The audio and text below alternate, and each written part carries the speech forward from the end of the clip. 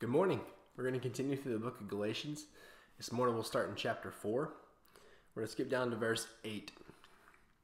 Paul writes, he says, "Formerly, when you did not know God, you were enslaved to those that by nature are not God's.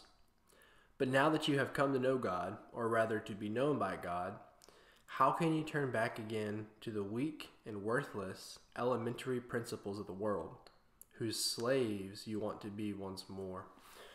So Paul's asking that, which is a great example. He asks, I understand, like I was there when before you knew who God was, you were a slave to the world, to wealth, to your job, to maybe other people or different social statuses. You were a slave to that, constantly trying to feed into that and work whatever it was to earn a better status, more wealth, whatever it might be. That was what you were enslaved by. He's like, I understand, I was there, cool. But now that you know who God is and you've seen how great He is, how are you leaving that and returning to what had you enslaved beforehand?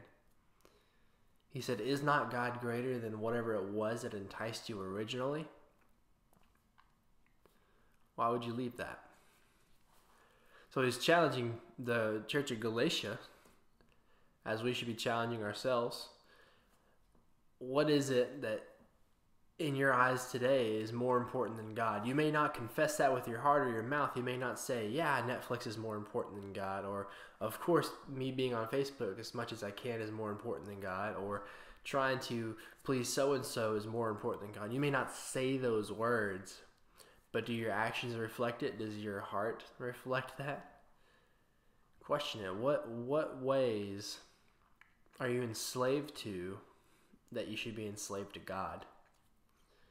And that's how Paul rounds out the end of those verses. He's saying, what would you rather be a slave of? Would you rather be a slave of Netflix or a spouse or whatever it might be, where the return, although there might be a little bit of positivity, I don't know what positivity out of Netflix, maybe knowing every line out of Friends,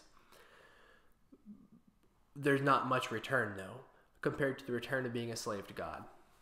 There's infinite potential of being a slave to God, and as opposed to anything of this earth.